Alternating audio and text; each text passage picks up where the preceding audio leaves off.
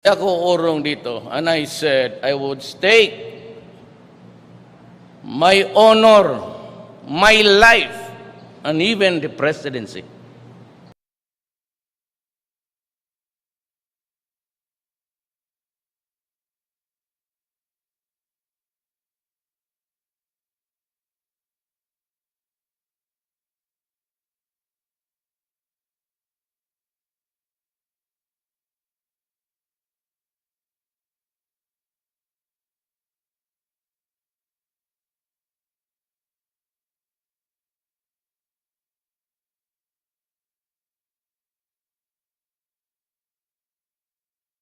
Magandang umaga po. Good morning to our media friends, both local and our FOCAP media friends. Welcome to Real Numbers PH. The Philippine government's anti-illegal drugs campaign may be attacked on various fronts, but let it not be said that we don't care for lives. The President had been clear with his pronouncement and on his stand against drug lords and against illegal drug traders on the effects of illegal drugs against children that has proliferated notoriously in our country. Today, this morning, let's welcome with us Police Superintendent Kimberly Molitas of the Philippine National Police and Director Derek Carrion of the Philippine Drug Enforcement Agency. Thank you, ma'am. Ladies and gentlemen, good morning. We'd like to present to you the data on behalf of Director General Aaron Aquino, who is also the chairman of the Interagency Committee on Anti-Illegal Drugs. For our update as of November 30, 2018, for the first social card, out of 164,265 drug personalities who were arrested, 159 are foreign nationals. This figure includes 55 members of African drug syndicates and members of the Chinese drug syndicates. For the breakdown, so far from July 2016 up to the data ending November 30, Chinese or members of Chinese drug syndicates, 48, American, 12, Taiwanese, 25, other nationals, 74, giving us a total of 159. The others would comprise Nigerians, Hong Kongese, British, Canadian, Korean, and other foreign nationals.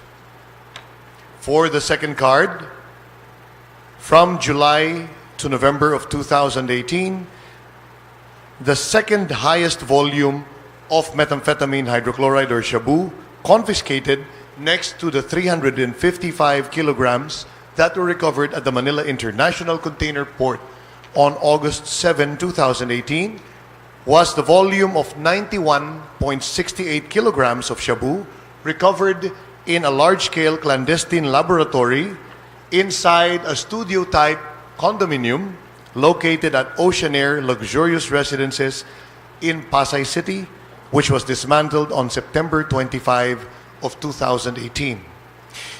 Now, the category of it being a large-scale shabu laboratory is because of its projected yield, despite the fact that it was located inside a small studio-type condominium unit. 4 government workers who were arrested during anti-drug operations. The highest elected official for the year is a provincial board member, while the highest law enforcement officer is a police non-commissioned officer with the rank of Senior Police Officer 2.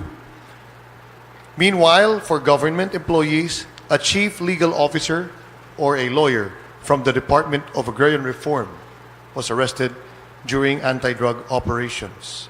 We can provide you the details. For the arrested senior police officer, he was identified as SPO2 Rosil Elievera E. Abenton, together with his cohort PO3 Gilbert Abapo E. Melgar.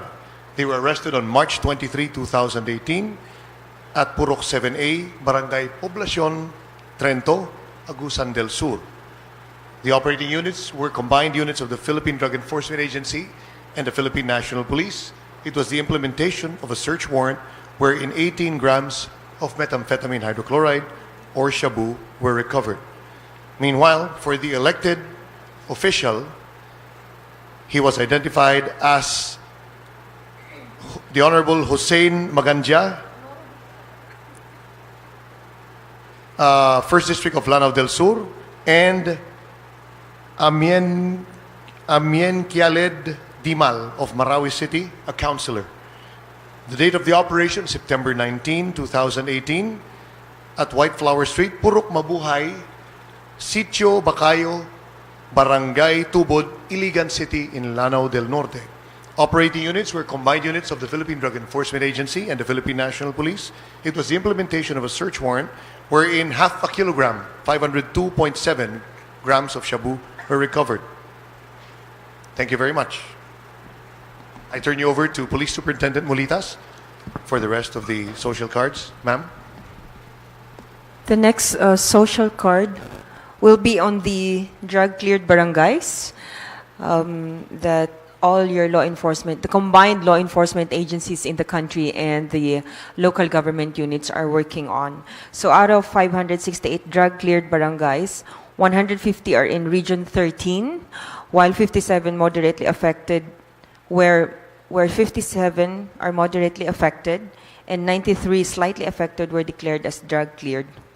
So in the country, we have a total of 42,044 barangays. So with that, we had an increase of 568 cleared. Next slide would be the dismantled dens and clandestine laboratories, which of course also is a result of the combined efforts of our law enforcement agencies. So we had a 3% increase, now totaling to 261 dens that has been dismantled, and 13 of those are clandestine laboratories. Moving forward to the internal cleansing of our personnel and law enforcement agencies, as Derek has mentioned earlier, the last arrested person was SPO2 SPO2 Abenton, who was assigned in SPO2 Abenton and PO3 Melgar. So sila po yung huling nahuli natin sa Philippine National Police, and that would total us to 296 from when we started the war on drugs in July 2016. If you want the names, we will have it attached, or PDEA will make it available for you, because as we all know, PDEA keeps all the records of our arrests and those the names of all those individuals whom we charged against illegal drugs in our in our uniform service. Lastly, for me, the social card, the next card will be the children involved in illegal drug activities who were rescued during drug operations. Let me just emphasize, the last two children involved in illegal drug activities were aged 9 and 13. They were rescued during a buy-bust operation in September 18 in Ordaneta, Pangasinan, by combined forces of PDEA and Ordaneta City Police Station. What we want to emphasize on this is it's the Philippine National Police has been open in supporting the review of the current law, the RA 9344, that criminalize children from 15 years old and above. So we have expressed our support in the review of this law. The involvement of minors in illegal drug trade is not unique to the Philippines. It is true in other countries in the world. Research and record has it that even the United States criminalize children below 15 years old, and so many other countries in the world include. So we are supporting the review of this law to decrease the age of this to 15 and below. Also, we also would like to encourage, our communities that we have a law, RA 7610, that would punish parents who neglect their children. these children has no business selling drugs or being out of school. It is about time that we give this responsibility to our parents to take good care of their children. Wala naman po dapat bata na nasa lansangan, nagbibenta ng shabu, or wala silang business sa mga lugar na yun kung babantayan po sila at aalagaan ng kanilang mga magulang. And we believe that it's about time that we parents should take responsibility at pinapaalala natin na meron tayong batas, no, na nagsasabi na pwede nating huliin at ikulong yung mga magulang na nagpapabaya sa kanilang mga anak. Kaya hinihingi natin yung suporta ng ating mga kababayan, even our friends from the media, no, to report these parents to us.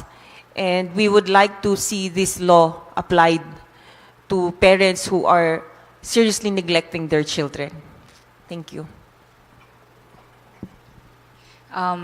May I add on that? If we look into the social card on minors, can we go back there?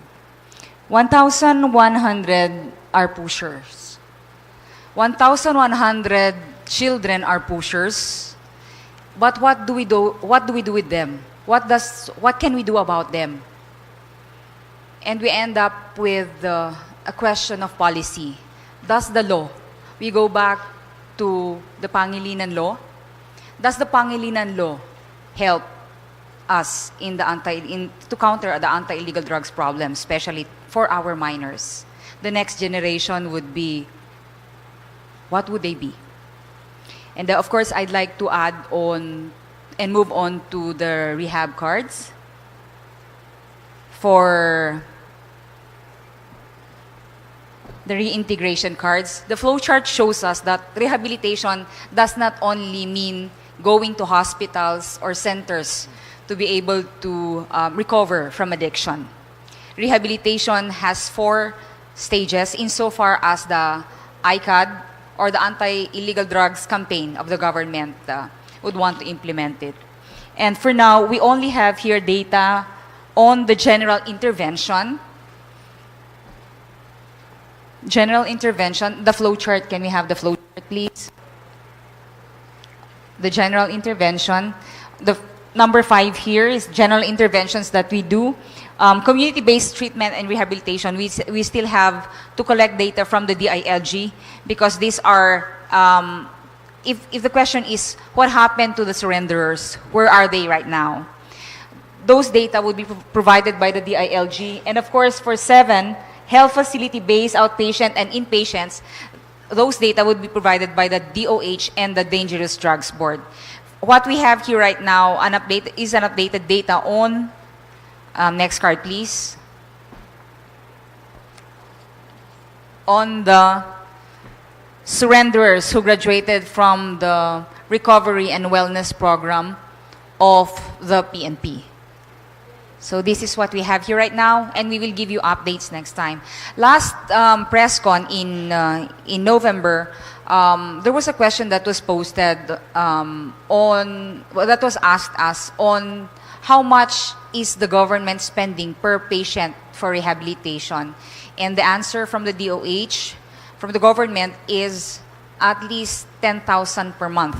That also depends on the capability of the patient who is brought to the hospital. So more or less, if the patient stays in the rehabilitation center for 6 months, that's around 60,000 pesos, and it's really very costly for government. Again, most of the time, indigent patients or those who go to addicts who go to rehabilitation centers are not well off, and government shoulders almost everything for them. Okay, so just also to say that the ones we graduated, the 150, sorry, 151, over 151,385, those people, those individuals graduated from our efforts in helping rehabilitate and reintegrate them in the community. These are combined efforts of people, individuals, government, NGOs, and volunteer groups who wants to help the Philippine National Police.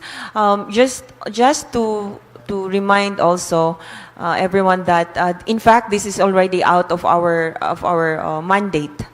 No, hindi na po kasama sa trabaho natin sa law enforcement po sana yung ating yung rehabilitation program na ito. But we deemed it necessary to look at where we can further support the campaign on illegal drugs. So we know for a fact that, even for me personally, by experience, if we don't help these drug addicts or these drug pushers or users move forward and find something, to help them get through what they are going through, babalik po sila dun sa dati nilang gawain. So magiging problema pa rin po ulit namin sila. Kaya minabuti po natin na kausapin yung ating support organizations who would want to help, and many has stepped up to help us. But what we're trying to also say here is that the other agencies would need to step up their campaign and help, further maybe write programs that would further help yung ating mga nag-surrender, kasi sayang po yung effort natin, no, na ang dami nating napasurrender tapos hindi natin sila mabigyan ng kaukulang tulong. So, yun po yung nakikita natin at tinitignan natin ngayon. There are still individuals who are volunteering, to surrender, and we want to make sure that there is something there for them to look forward to. Ayan, thank you. Yes, in support of the statement of Police Superintendent Mulitas, this is also the very reason why Director General Aaron Aquino, dahil nung dati po siyang Police Regional Director in Region 3, this was where they started the concept of Bahay Pagbabago. Then in Bataan, under former Police Senior Superintendent, now Police Chief Superintendent Rodel Sermonia of the Police Community Relations Group. At that time, he was the Provincial Director of Bataan. Then they started the concept of Bahay Pagbabago. Ito po ay iba naman dun sa Recovery and Wellness Program, which caters to drug users. Whereas Balay Silangan, now with 17 centers nationwide and still growing, is undertaken in partnership with the local government units at kasama po ang ibang stakeholders. And this caters to those who are actually drug offenders, who are not part of the major drug syndicates, na natulak lamang po na mag-participate sa pagbebenta o pagiging runner ng illegal na droga dahil wala po silang maayos na kabuhayan. Sila po ang ating mga kliyente dito sa Balay Silangan, na dati po ang tawag ay Bahay Pagbabago. At dahil ang gusto po ni Director General Aaron Aquino, itong mga surrenderers ay magkaroon ng tamang intervention na hindi na sila mahikayat na bumalik dito sa industriya ng illegal na droga. Now, as already mentioned by our good counterpart from the Philippine National Police, hindi po ito trabaho ng alagad ng batas. This is actually thinking out of the box. Because strictly speaking, our job is to arrest, conduct operations, file cases. And for the children, we turn them over to the social welfare officers. Pero ang problema po kasi, natutuligsa ang ating kampanya dahil sinasabi nila, kulang po ang ating effort. And so now law enforcement officers, PNP, PDEA, even the NBI have to go the extra mile by doing these programs. Thank you very much. We are now ready to accept questions from our media friends. May we please request our friends to introduce themselves before asking any questions. Nariyan po yung ating microphone. I think it's on this side of the venue. Thank you very much. Please feel free. Anyone. Kat, pakitulungan na lang sila.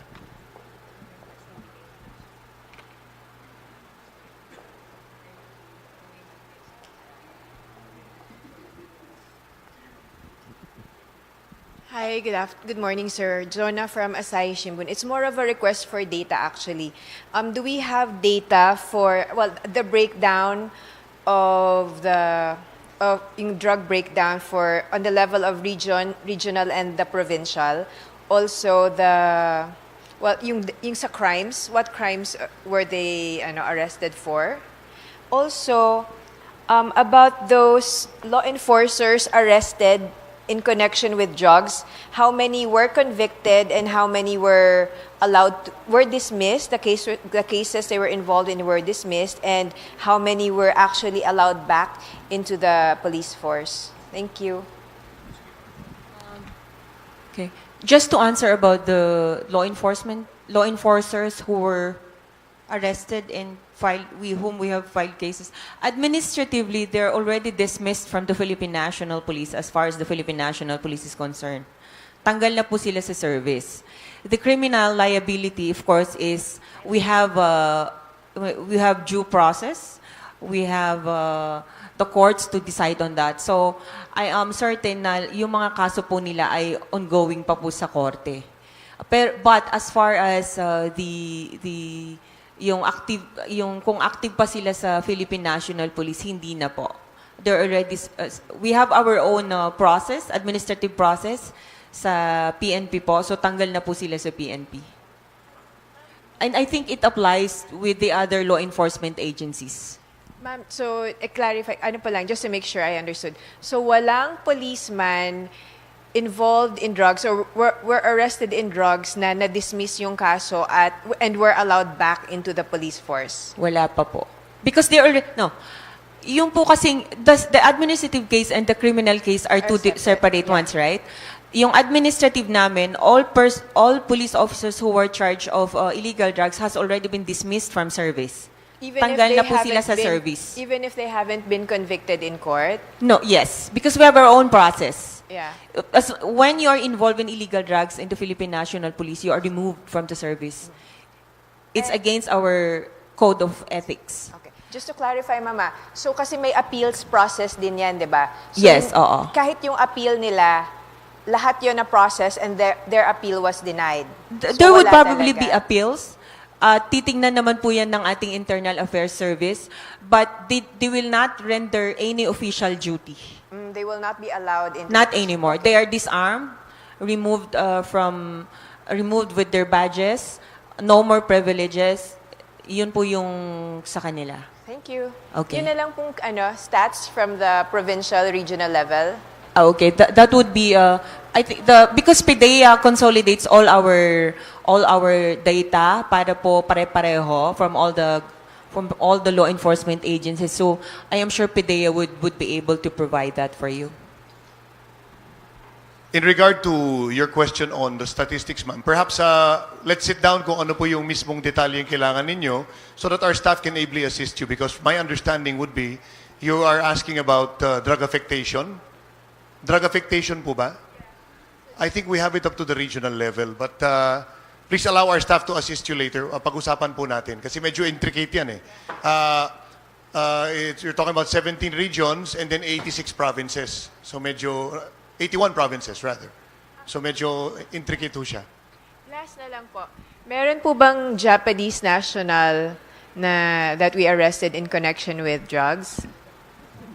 I have a recollection somewhere in the airport, but I don't have the full details as of the moment. Japanese, hold on. Yung breakdown ko kanina, wala po ritong specified na Japanese, pero other nationals kasi nakalagay po rito. Japanese case. But we have a Japanese I have a case. recollection of a Japanese national, but I don't know if it's within this year. Sa airport, meron matagal-tagal na po. Okay. So I don't think it falls within the coverage of the data that I have on hand.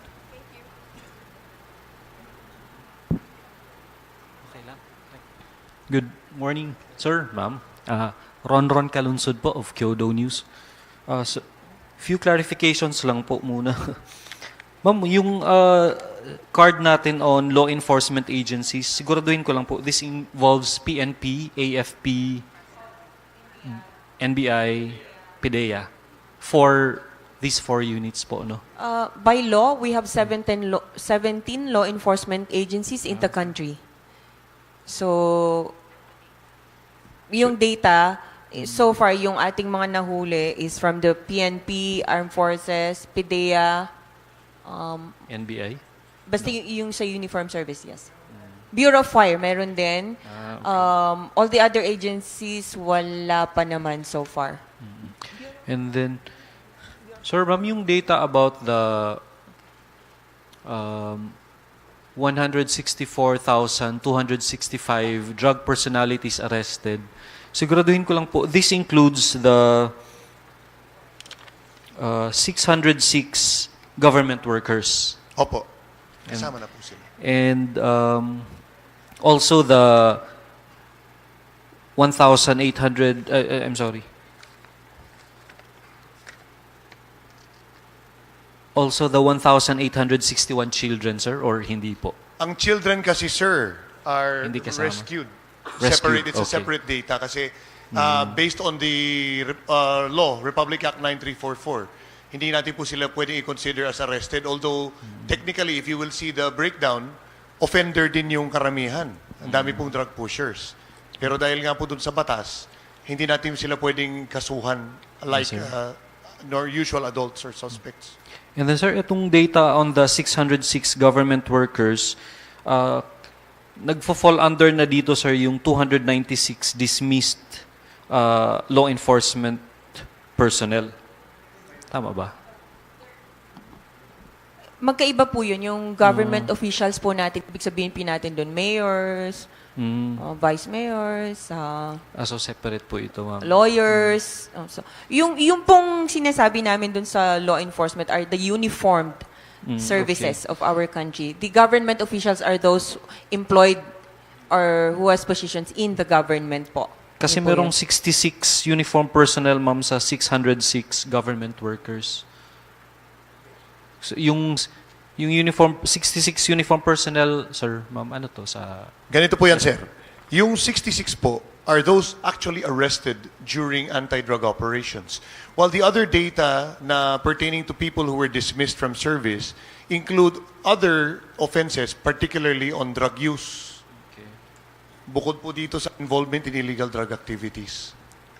So it's a separate data, sir. And then, sir, may I ask, of these 164,265 drug personalities arrested, do you have data, sir, how many are facing cases?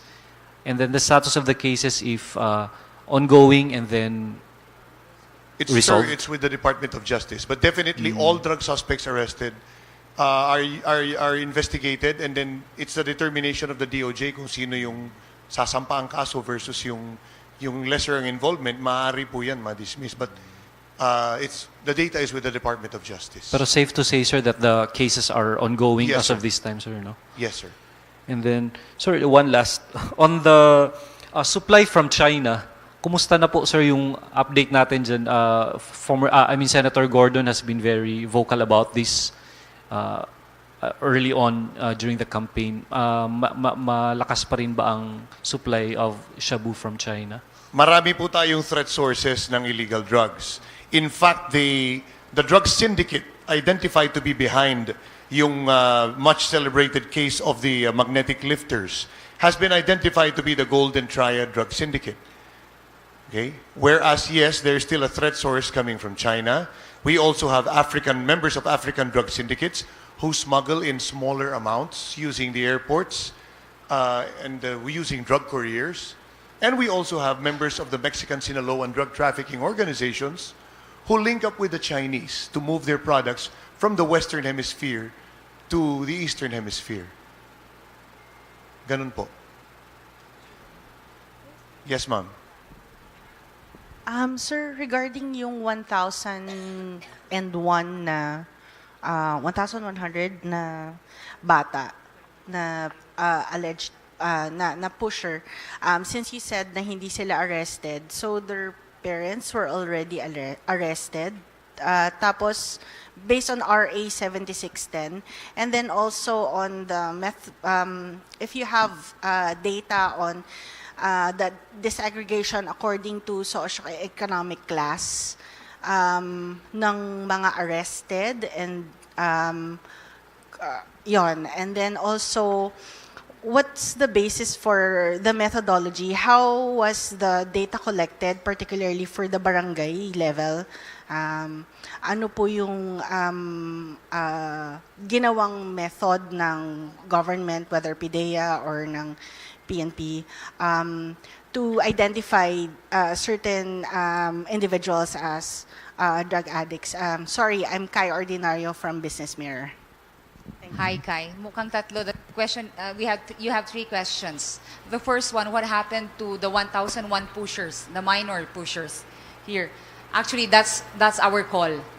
Our law is soft-lawed that once, if a minor below 15, age below 15, commits a crime, kahit pusher man, user man, or ano, he is not accountable. So, i-release lang siya. Kapag 15 to 18 years naman, old ang bata, wala pa rin accountability, hindi pa rin mabibilanggo, and they go through a process. But the question is, do we have funds for the process? For reintegration, community building, and everything that would be beneficial for the minor. That, of course, is so lacking. That's why we ask policymakers, our legislators, to look into the law. What happens to these 1,100 children? What can they do? How far can they go? So we go back to that. As to the second question is about the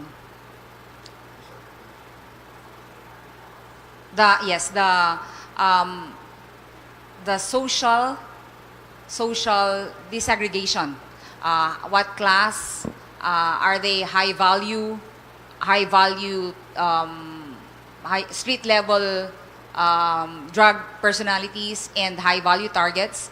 The PNP and PDEA had been having various meetings insofar as having their parameters set so that they can have one parameter as to who are high value targets who are arrested and those who are considered street level personalities or street level drug personalities. So hopefully we can have the document as to the parameters and the data as to how many high value targets do we have were arrested and the street level drug personalities were arrested by January. That's their pamasko to us. And the third one would be answered by PDEA. What was the third question?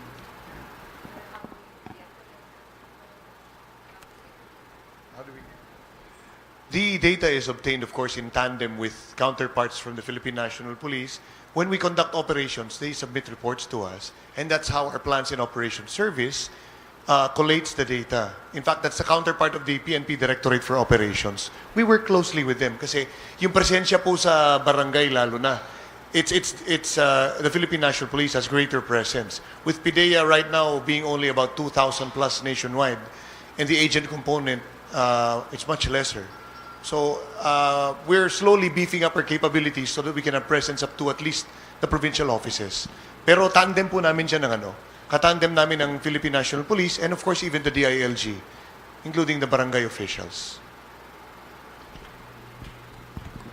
Thank you, ma'am. Good morning. Hi, I'm Ana Santos from DW Germany. So my question is the number of reported deaths due to drug-related operations, police operations, and if we continue to break them down into police operations and mass assailants. What's the number on that?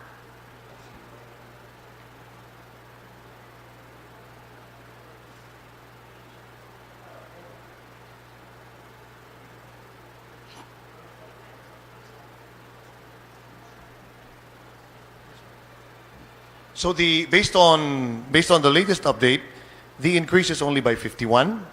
The running count of drug personalities who were killed during anti-drug operations is 5,050. So the 51 is from the last From October, update of November. From October to November, there was an increase of 51. Do we continue to divide that into? Oh, I'm sorry, that's anti-drug operations. So these are PNP. What about those that have been killed because of vigilante killers? How are those classified and how are those tracked? we don't have those data because those are considered either homicide or murder. So it's not in this data. But I know for a fact that those killed by riding in tandem or in any other manner would be considered as murder or homicide, as is being investigated as either homicide or murder. Okay, just to one last clarification, because the earlier numbers would break down the deaths into two classifications, right? Police operations and then vigilante killings. So we have dropped the vigilante killings portion and assigned that to murder and homicide. Insofar as real numbers is concerned, we did not provide any data on vigilante killings. We only have data on killings or deaths related to anti-illegal drugs operations. Insofar as the homicide cases under investigation, that's provided by the DIDM, the PNP, we provided that earlier on in real numbers, but that is homicide cases under investigation, which are not directly related to the anti-illegal drugs operations. Okay. One last question to Ma'am Molitas, please. Have we tracked trending in terms of homicide and murder since 2016? Has there been an upward trend, or what kind of behavior are we seeing in terms of homicide and murder or riding in tandem?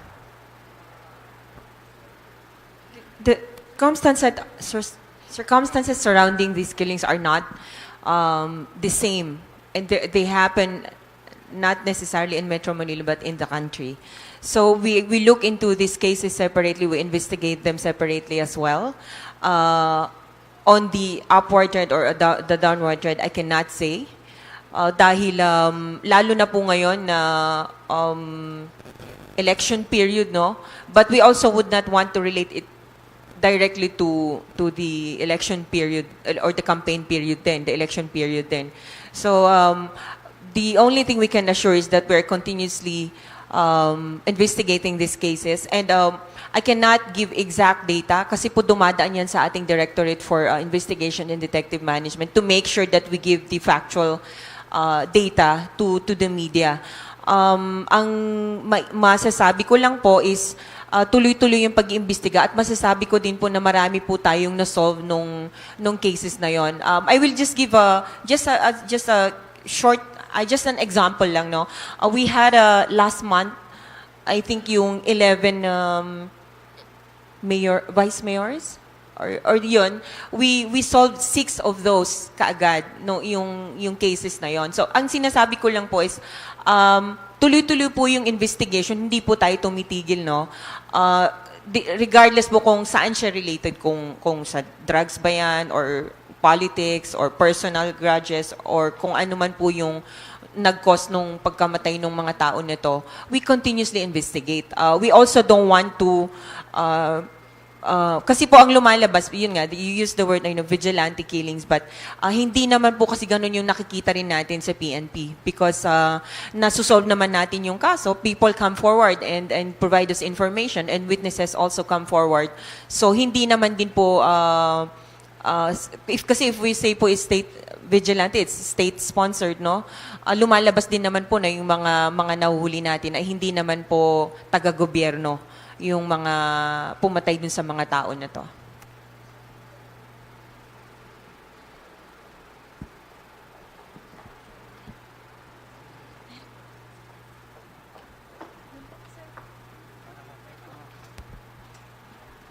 Kindly use the microphone.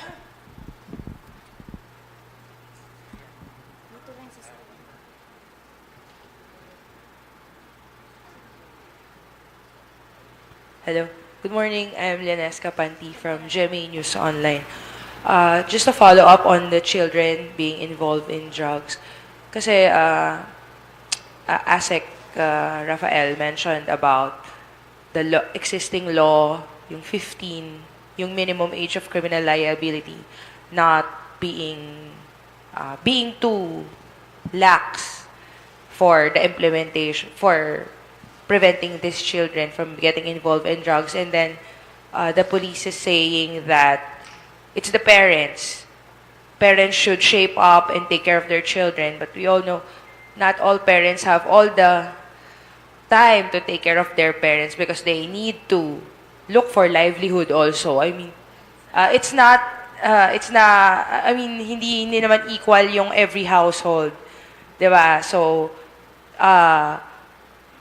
what is it really? Is it about parents or is it about amending the law? And if it's amending the law, how specifically should 15 be raised to 13, 12? I just want to ask for specifics. Okay. We don't see any conflict with the statements. In fact, what we're trying to say is, if we lower down the age of accountability for minors, because at 9, at 17, they can go further. They can even kill.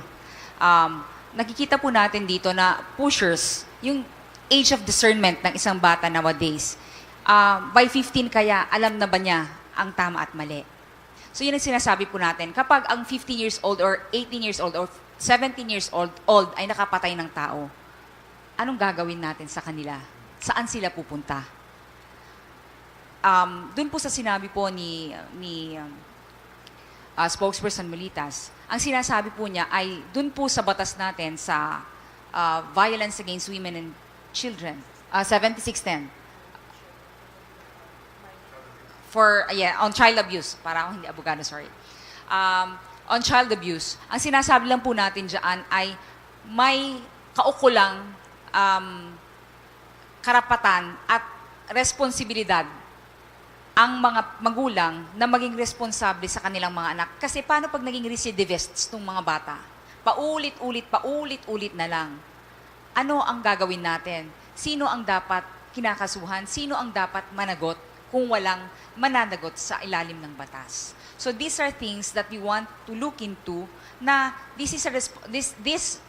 minors are responsibilities of parents kasi minor de edad pa sila. That's exactly what we're trying to point out here. Just to quickly add, let us not build the narrative that poverty is an excuse to commit a crime. Good morning, ma'am. Oscar Oida from GMA7. This question for Ma'am Kim. Ma'am, nabanggit nyo kanina no, na parang may mga existing naman ng batas para sa mga parents, no, yung mga napapabayaan. Pero parang sa experience ko na pag-cover, kadalasan na may mention ito, pero parang may mga nagpa-prosper ba? And ang ina-assume ko, dahil wala ko masyadong na-cover na napaparusahan na magulang, ano yung dahilan kung bakit hindi napapatupad madalas itong batas na ito? Sorry, in-assume ko na. Baka masyado tayong mabait, hindi. Hindi. Kailangan kasi din natin ng complainant sana eh. Ang tinitingnan, it's a system, no? May nakasaad sa batas natin na if a child is neglected, tanong ko muna kay Ma'am, DSW, di ba? Becomes the guardian of the state.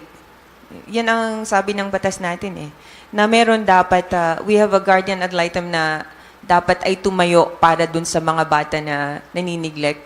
And we need these individuals to step up and file cases against these parents na nagpapabaya sa kanilang mga magulang. Nagkaroon tayo dati ng case niyan eh sa NCRPO po na may pinakulong tayong magulang dahil nga napabayaan niya yung kanyang anak. And we've received two reactions, no? Yung na ginawa natin yung trabaho natin, pero yung isa naman ay napaka-unforgiving daw natin, no? sa ating mga magulang. But tignan siguro natin, no, yung batas na nagde-define at siguro sa hanay din namin mismo sa Philippine National Police ay titignan natin kung paano natin mas laganap yung pag-implement nung batas na yon towards the neglect of our children ng 7610. Pero kailangan natin ng buong sistema para magawa natin at ma-implement natin yung batas na yon. Dahil kailangan may tumayo para dun sa mga bata na napabayaan. Kailangan may tumayong guardian para dun sa mga bata na ito para makapag-build tayo ng kaso against the parents. So tama ba ma'am, parang stronger social welfare? Yes, kasama yun sa sistema.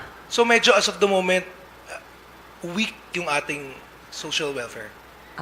To support yung, kasi yun ang parang nagiging dilemma is, if ipakulong mo yung mga magulang, wala na mag-aalaga sa mga batang ito. Yes. Maano siya, di ba, hindi lang siya trabaho ng iisang agency lamang. Like, kasi kami po, purely it's law enforcement. So we can always enforce the law, di ba? But we also look at these children, kung ipapakulong natin yung magulang, sinong mag-aalaga sa kanila? Do we have the facility for this na mag-aalaga sa mga bata na ito?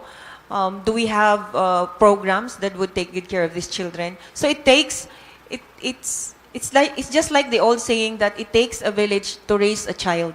So kailangan natin ng buong kompletong sistema para maipatupad yung isang bagay, especially for these children. We have laws in this country that are beautiful and perfectly written. The problem is we need to have the system, the complete system to be able to implement that law and to make it effective and real, para matulungan natin yung mga bata na to. If you look at it, these children, 1,861 are from ages 9 to 17. In less than 2 years of the campaign. But if you have to look at the other side, we will also have to ask ourselves what happened to these 1,861 children, because we did not put them behind bars, of course, di ba? Nirelease natin sila. And as to, gusto sana natin na kung makita natin sila ulit, sana nasa mas mabuti silang kalagayan kaysa dun sa time na nahuli natin sila. Okay. Next question kay Director Cayon. Sir, reaction lang dun sa naging kasagutan ng ating Miss Universe, Catriona Greyno, regarding medical marijuana. Sir, it's a policy issue. And as far as the Philippines is concerned, may mga nakahain na pong panukalang batas tungkol sa paggamit, the Department of Health is also here, yung sa compassionate use of medical marijuana. Nililinaw lang po natin para sa kaalaman ng ating mga kababayan. When you say medical marijuana, hindi po ito kasama, o hindi kasama rito yung halaman mismo o alinmang bahagi ng halaman. It is not the plant or any part thereof, but there are actual products already containing controlled amounts of CBD. Tama ba, ma'am? Dr. Fudiranan, ma'am? Extracted CBD or cannabidiol or THC as the case may be. Hindi po yan yung tipong ang dose mo ay 2 stick sa isang araw, o kunin mo yung tangkay o yung dahon, patuyuin mo, durugin mo, hititin mo. No. So, malinaw po yan. May mga panukalang batas na po yan. Hayaan po nating magdebate ang mga mambabatas kung paano po ito ipapatupad. At the end of the day, yes, we are all for accessible use of any kind of medical preparations to the public, but let it not be said na yan papayagan na po ang paggamit ng marijuana per se. And we're talking about the plant. Ngayon po, may lumalabas pang mga panibagong variants na nakukuha natin ng mga operatiba. PNP, kami, we're looking at the emergence of Kush marijuana, which is cannabis indica, imported from California. Lately, we have dismantled a greenhouse of Kush in Las Piñas. And this is a different variety from our usual cannabis sativa, which abound in our home province or home region in the Cordilleras.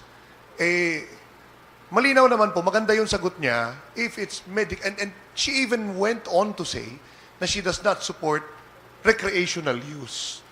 So maganda po yung sagot ng ating Miss Universe. Last question. Yung sa figures na po, short lang to. Yung figures po, meron magkukontra na naman dyan na iba siya dun sa mga figures na hawak nila, particularly yung mga deaths during operation. Ano lang po reaction? Ito po, pinaninindigan namin. Ito ay masusing talagang pinag-aralan at tiningnan. Ito po ang tunay na figura. Sanay na po kami na marami naglalabas yan ng kaliwat kanang iba-ibang numero. Hindi po natin alam kung saan nagmumula itong mga numero nila. Ngunit kami po'y naninindigan, sir, na tama po itong numero natin. Thank you, sir.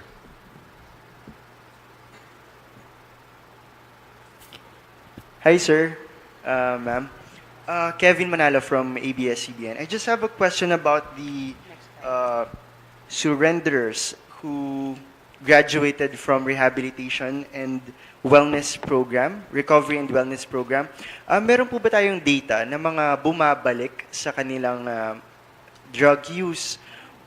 Does it also involve minors po na bumabalik sa ganitong business? So far, dun sa mga... I will just answer your question based on my memory sa NCRPO, no? Yung first question is kung may bumabalik. Yes. But I cannot give you exact figures kung ilan ba or kung ilan yung bumalik. Pero meron. As a result of our police operations. May nakita na kami na yung dating, may mga reports na tayo na natanggap na dati silang sumurrender tapos bumalik sila. We will look into the figures, yung sabi mo na kung ilan, kung marami ba. But I can also say na konti lang. Na konting-konti lang from the one, sabihin na natin from the 1 million, over 1 million na nag-surrender, di po ba? Yun yung record natin. Wala siguro pang 1-2% na bumalik so far naman, as far as I am concerned, because we hold the big number sa NCRPO before. So yun yung masasabi ko doon. Second question, sorry. Regarding sa minors, kasama din po ba sila doon sa graduate from... No, kasi ang minors natin, they are not arrested. Upon rescue, we immediately release them sa social welfare because they cannot stay longer than 8 hours in our police stations. By law, it is not allowed. So we honor that, and we've always honored that in any other case in this country, not necessarily just on illegal drugs, but any other case involving minors. Talagang bawal po sila sa police station natin. Kung siguro sa inyo pong pagtatrabaho ay may nakikita kayo, siguro po ay dahil lang inaantay natin yung barangay, yung magulang, nakunin sila sa atin at wala tayong pwedeng hintayin yung bata. Kaya nandun. Pero other than that, wala pong kasama dun sa ating yung sa rehabilitation program na minors. Just to have a perspective po dito sa year 2 ng real numbers, tumaas po ba or bumaba ito compared last year? Yung data on arrested, data on killed during operations, etc. Okay, insofar as arrests, tumataas. Nag-a-update tayo kada buwan. And every time na may operations po, kung minsan for 30 days, we have around 3,000 plus na operations nationwide, and 1,000 to more than 2,000 plus na arrests nationwide po. So, never na bumaba po tayo insofar dun sa arrests natin, kasi habang may operations, anti-illegal drugs operations po tayo, definitely po mas maraming maaresto, tataas at tataas. So are we still far from our goal of eradicating drugs, for example, in all barangays or communities po? May I request for the social card on drug-cleared barangays? Paki-flash lamang po. Kung titingnan nyo, sir, these are success stories in themselves. Hindi, makikita nyo po, 9,503, papalapit tayo ng papalapit, at bumababa yung figure ng barangays yet to be cleared. And we have about 3 years to go, up to 2022. Nananalig po tayo sa tulong ng lahat. Sa tulong nyo rin.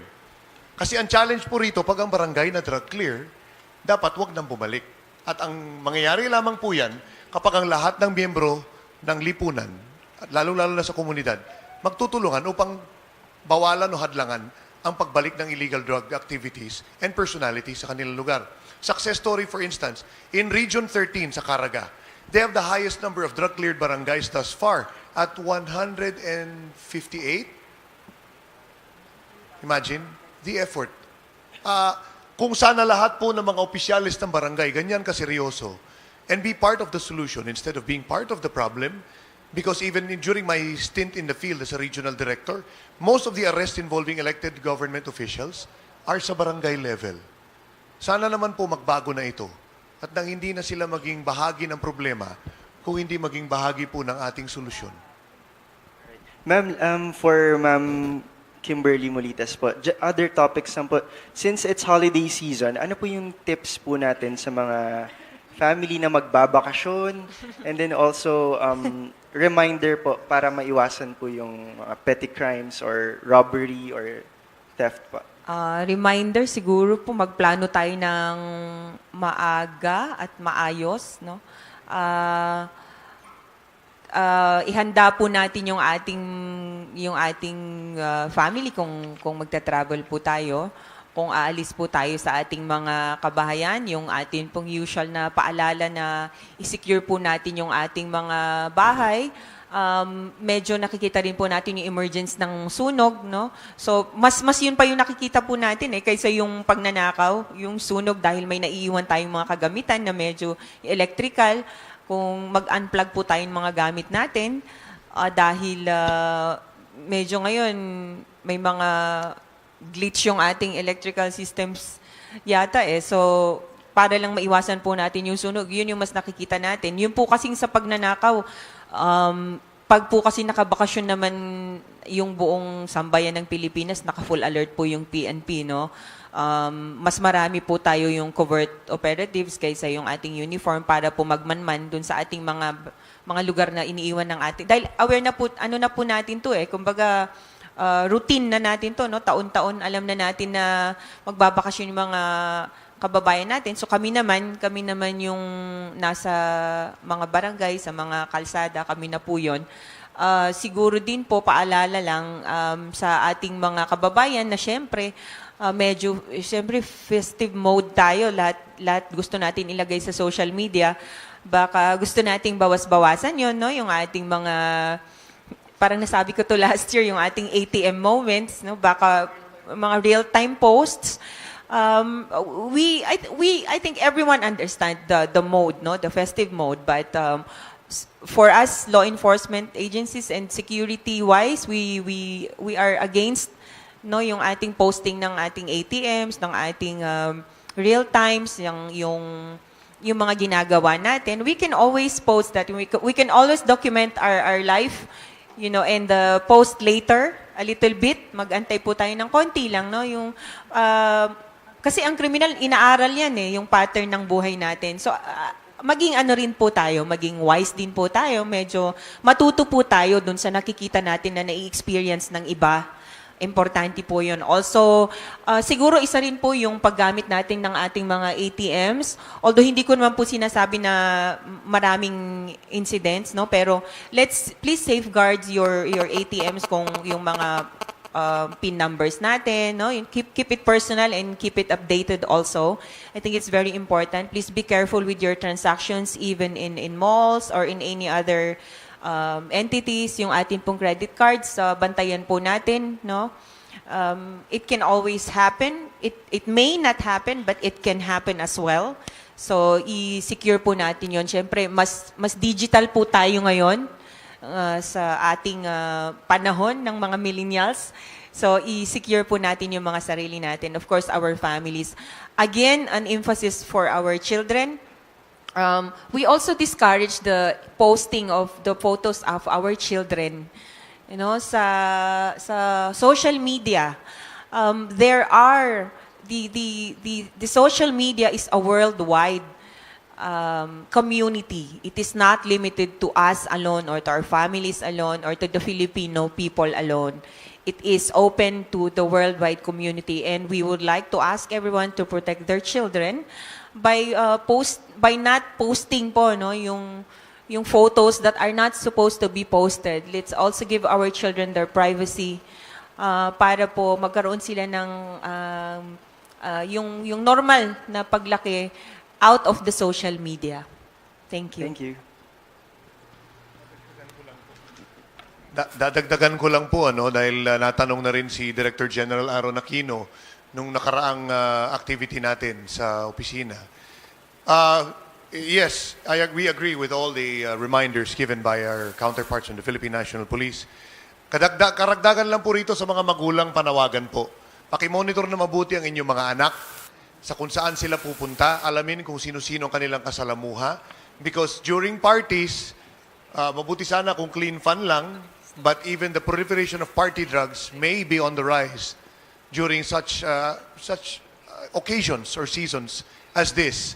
Parties will abound left and right, especially for our children who are already party-goers, the preteens to the teenagers and up, and to the young urban professionals as well. Tingnan lang po natin ang ating mga makakasalamuha at pag may nakita po tayong kakaiba, mag-ingat po tayo, lalo na po yung party drugs na yung liquid ecstasy. They are colorless and odorless in form. And if somebody spikes your drink with that, we've already seen the very devastating effects that it can do to an individual. So manawagan lang po tayo sa mga magulang, bantayan pong mabuti at tulungan po natin na ang ating mga anak ay maiwas sa ganitong mga activities po. Maraming salamat. Hi, good morning po. I'm Trisha Terada from CNN Philippines. To Colonel Molitas, ma'am, what is your recommended age of criminal responsibility for minors, and why would that age be your recommended age for the criminal liability po? I am not in the position to define the age of criminal liability. I will have to leave that to the wisdom of our doctors and our psychologists.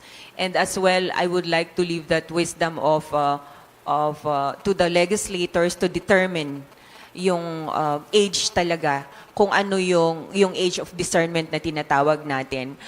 From my discussions with so many of our psychologists and our allies, dun sa pagpapababa ng krimen, may nagsasabi na 12, may nagsasabi po na 9. Depende po kasi kung dun sa developmental stage na tinatawag para dun sa ating mga kabataan. So, I am not in the position really to say. Maybe in our next press conference, we will invite our Department of Health and our Social Welfare as well to clarify, and maybe someone from our legislature, no, para po mabigyan linaw yung ano na yun. Ang sinasabi lang po natin ay sa Philippine National Police ay base po sa nakikita natin sa field at sa experience namin, sinusuportahan namin yung pagpapababa natin ng criminal liability 15 below. Thank you. Alright, ma'am. Pero ma'am, based na lang po siguro doon nga sa experience ng PNP or law enforcers, what trend do we see in terms of the participation of children in drug transactions? Magkakaiba po kasi look at yung ito kagaya ng yung meron tayo ngayon of this is factual, no, 9 to 17 years old. Internationally, as I have said earlier, this criminal liability that we're talking about is not unique, no, to the Philippines. Even the United States, the most powerful country in the world, criminalize young people. Walang limit sa age nila. So, yun yung sinasabi natin na hindi po siya unique sa Pilipinas. Yung ito na lang, ibase natin sa facts na to, nakikita natin 1,861. Siguro po mas maluwag sa loob natin, no, kung yung 1,001 ay yung possessor lang or user. Pero hindi pusher po sila. Means they are selling, they're pushing. 1,001 of them are pushing of the total of 100,861. So nakakaalarma po yung datos na yon, no? And that leads me back po dun sa question ng ating kasamahan din sa media na yung kaya natin tinitingnan din yung sa parents dahil nga po, sabi nga natin, kailangan din tingnan ng magulang yung responsibility nila sa kanilang mga anak dahil minor nga po yun di ba? Sabi nga ni dun sa nung ini-implement natin, it's the same with like the implementation of our curfew. That child has no business in the street, no, na naglalakad siya dun at past 10 ng gabi, they have no business what are they going to do in the streets, di ba? So, kung ang magulang natin ay babantayin yon, wala naman po siguro yung bata sa street dahil binabantayan nga siya ng magulang, di po ba? So, yun yung sinasabi natin. So, kaya natin, yun yung nakikita natin na trend. So, hopefully, no, makita natin yung ating legislation to move forward so that it will help us in the law enforcement also. Thank you. Good afternoon. Good morning pa pala. Good morning. I'm Ellen Cruz of Tokyo Shimbun. I think na-mention na kanina yung high-value targets, pero yung pa rin yung concern ko that how can we intensify the campaign against and the operation against high-value targets, the syndicates. Kasi we have so many surrenderies, pero yung sindikato hindi naman niya magsusurrender. Those who are killed have titinda ng sachet. I heard na yung sachet, 1 grain lang, ang liit. Pero yung sindikato, tonelada yung ang kanilang supply that goes to the market. Na recently nga, we heard na price is going down because supply is still big. So, how are we intensifying the campaign against the syndicates, the big fish? Ma'am, we assure you that the Philippine National Police and the PDEA and all of the law enforcement agencies prioritize high-value targets.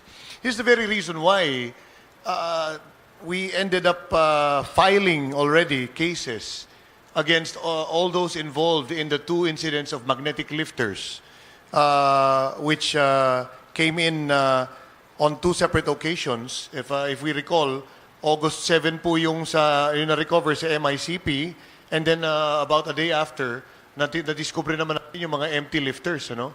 So, yung mga nakasuhan po doon, hindi naman po mga ordinaryong tao rin itong mga to. One is a former police senior superintendent, a full colonel in other words. Another one is a former deputy director general of our agency as well, along with a police inspector and even yung intelligence agent ng customs, kasama po doon, and several other foreign nationals. These are all considered high-value targets. So we assure you that our priority is to run after high-value targets. But let it not be said that street-level illegal drug activity should be neglected. Kasi hindi po pwede, kailangan balanse po yan. Kaya nga yung kampanya ng police na double barrel, kaya ganun po yun kasi hindi naman po pwedeng pabayaan natin yung nagpapakalat ng sachet-sachet kasi tanungin po natin yung mga kasamahan natin dito sa media. Araw-araw na ginawa ng Diyos sa tabloid, pag nagbasa kayo, ang laman ng kolom, mga reklamo tungkol din sa mga dagang dingding Yung mga nagpapakalat yan. And even in our text hotlines, kapag hindi po natin tinugunan yun, we will be guilty of dereliction of duty. So it has to really be addressed in such a way na, yes, attack the high-value targets, but do not neglect the ones on the streets.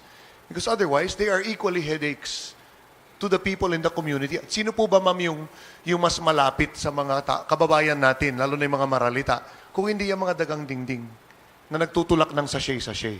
Pero saan galing yung supply ng sachet nila?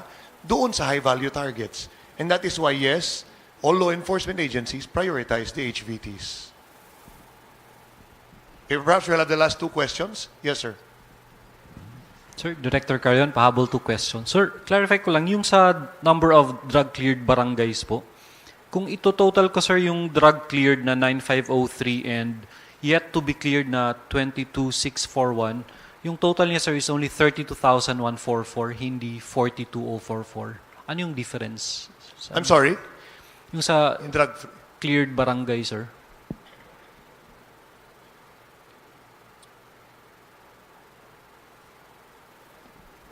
All the rest of the barangays na hindi kasama po dyan are cleared. In other words, walang drug problema. problem. Okay, I got it. So hopefully, wag na po silang madagdag. Kasi yun po ang ating problema. Okay, kapag nagpabaya ang mga local government officials down the line, especially sa barangay, yung pong target na nasa kabilang barangay, tatawid sa kanila, at pag hindi nila natugunan kaagad to at lumaki yung problema, magiging drug-affected po yung dating barangay na walang problema. So yung sistema po niyan is to ensure that drug-cleared and drug-unaffected barangays remain as such. And then, sir, on the current situation lang ng drug supply natin, sir, can you approximate in terms of percentage how much of the drugs are manufactured here, how much are transited dito sa atin, and are we more of a manufacturer than a transit point? Mahirap pong i-quantify, sir, because ang sindikato by nature will shift between the two or undertake both. if and when kasi what are the elements of a crime, di ba? Motive and opportunity. Di ba? Basic.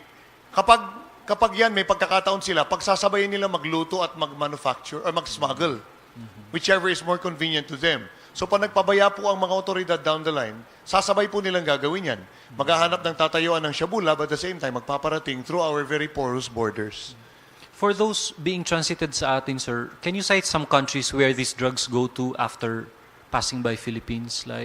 Well, I am not privy to the complete details thereof, but I know for a fact that during my stint as a former director of international cooperation in PDEA, our counterparts from other countries have intimated, for instance, if Shabu in the Philippines will average about 5,000 pesos per gram, and the price fluctuates depending on where you transact.